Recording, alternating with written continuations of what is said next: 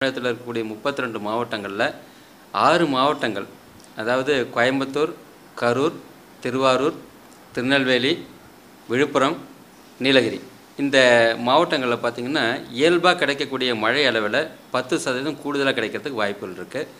மீதி இருக்கக்கூடிய 26 மாவட்டங்களில் இயல்பான மழையே கிடைக்கிறது ஒரு பெரிய சந்தோஷமான செய்தி. இதனால் வேளாண் பெருமக்கள் என்னென்னா, அந்தந்த பகுதிகளுக்கு எந்த மானாவாரி பயிர்களை தேர்ந்தெடுத்துட்டு இந்த பருவத்தில் எடுத்தோன்னா ஓரளவுக்கு மானாவாரி பருவத்தில் நல்ல மகசூல் கிடைக்கும்னு எதிர்பார்க்குறோம். அதுவும் இல்லாமல் இரவை பயிரில் நம்ம தண்ணீருடைய தேவை குறையும். ஏன்னா இவ்வளோ மழை நம்ம அந்தந்த பகுதியில் கிடைக்கக்கூடிய மழை இயல்பாக கிடைக்கிறதால தண்ணீருடைய தேவைகள் குறையிறதால நம்ம மின்சாரத்தை மிச்சப்படுத்தலாம், நிலத்தடி நீரை மிச்சப்படுத்தலாம். ஒரு மழை பெஞ்சதுன்னா அந்த பகுதியில் இருக்கக்கூடிய கிட்டத்தட்ட ஒரு 20,000 30,000 மோட்டர் வேலை கிடையாது. அதனால் மின்சாரத்தை சேமிக்கலாம். அது மட்டும் இல்லாமல் மண் கீழே இருக்கக்கூடிய மண் மட்டத்துக்கு அடியில் இருக்கக்கூடிய நிலத்தடி நீரை நம்ம பயன்படுத்த தேவையில்லை. அதனால் என்ன ஆகும்னு சொன்னோம்னா, நிலத்தடி நீரும் மிச்சம், மின்சாரமும் மிச்சம். வடகிழக்கு பருவமுறையில் இன்னொரு இது என்னென்னா, மழையோடைய வீரியம் தாக்குதல் அதிகமாக இருக்கும். இந்த தென்மேற்கு பருவமழையை விட இந்த வடகிழக்கு பருவமுறையில் ஒரு நாளைக்கு கிடைக்கக்கூடிய மழை அளவுகள் பார்த்திங்கன்னா ஒரு 30 மில்லிமீட்டர் 40 மில்லிமீட்டர் 50 மில்லிமீட்டர் கிடைக்கிறதுக்குலாம் வாய்ப்புகள் அதிகம்.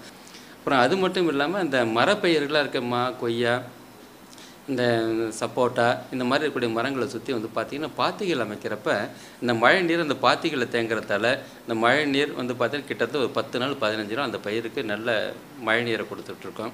அப்புறம் சாதாரணமாக இருக்கக்கூடிய மக்காச்சோளம், சோளம், கம்பு அந்த பயிர்களுக்கெல்லாம் அந்த தண்ணீருடைய தேவைகள் குறையும். டிசம்பர் மாதத்தில் திடீர்னு பார்த்தீங்கன்னா ஒரு அன்சீசனல் மழை வரும். அந்த மழை வந்துச்சுன்னா என்ன ஆகும், ஜனவரி மாதத்தில் மழை வர்றப்போ என்ன ஆகுன்னா, அறுவடைக்கு தயாரிக்கக்கூடிய பயிரில் அதிகமாக மழை சாஞ்சின்னா அப்புறம் மணிகளுடைய முளைக்க ஆரம்பிச்சதுன்னா அப்படியே தரமும் குறைஞ்சிரும், விலையும் குறைஞ்சிரும், மகசூலும் குறைஞ்சிரும். எனவே அந்த மாதிரி பகுதியில் இருக்கக்கூடிய வேளாண் பெருமக்கள் கண்டிப்பாக வரக்கூடிய பருவத்தில் அதிகமான மழை இருக்கிறதுல வடிகால் வசதியும் செஞ்சு வச்சிட்டோம்னா நம்ம பயிரையும் பாதுகாத்துக்கலாம். ரெண்டாவது, இந்த மழை பார்த்திங்கன்னா அதிகமாக மழை பெய்யறதால வளமான மேல் மண்ணை அடித்து செல்றதுக்கு நிறைய பகுதிகளில் வாய்ப்புகள் இருக்குது. எனவே இந்த மண் அரிமானத்தை தடுக்கிறதுக்கு அங்கே ஏற்பாடு பண்ணிவிட்டு இந்த பண்ணை குட்டைகள் இருந்தாலே ஓரளவுக்கு மண் அரிமானம் தடுக்கலாம். வரப்புகள் கொஞ்சம் சரிவுக்கு குறுக்கே மானாவாரி நிலங்களில் சரிவுக்கு குறுக்க வரப்பு போட்டாங்கன்னா இந்த மண் அரிமானம் தடுக்கலாம். ஏன்னா இந்த நிலத்திலே முதல் 15 சென்டிமீட்டர் மேலே இருக்கக்கூடிய 15 சென்டிமீட்டர், அதாவது அரை அடி மண் தான் வளமான மண். அதிகமான அளவு சில பகுதியில் மழைகள் எதிர்பார்க்கறதால என்னாகுன்னா இந்த வளமான மண்ணும் அடிச்சுட்டு போயிடும். அடுத்து இல்லாமல் நம்ம வயலை விட்டு தண்ணியும் வெளியில் போயிடும். இந்த வளமான மண்ணையும் இந்த தண்ணியும் நம்ம சேமிக்கணும்னா கண்டிப்பாக பண்ணை குட்டைகளை அமைக்கணும்.